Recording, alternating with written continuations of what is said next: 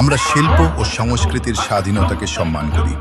নৃত্য মানুষের ভাবনা, অনুভূতি ও সৃষ্টিশীলতা প্রকাশের একটি সুন্দর মাধ্যম।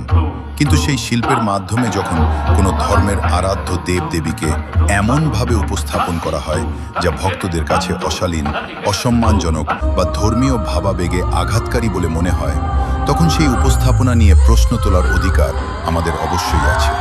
বিশেষ করে মা ছিন্নমস্তা শক্তি উপাসনার একটি গুরুত্বপূর্ণ রূপ। তার তান্ত্রিক ও আধ্যাত্মিক প্রতীকগুলোর গভীর ধর্মীয় তাৎপর্য রয়েছে।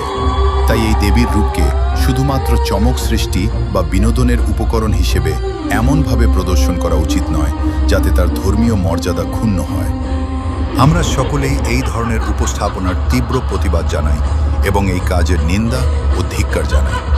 ধর্মীয় বিশ্বাস ও দেবদেবীর মর্যাদার প্রতি যথাযথ সম্মান বজায় রাখার জন্য আমরা সংশ্লিষ্ট সকলের কাছে আহ্বান জানাচ্ছি।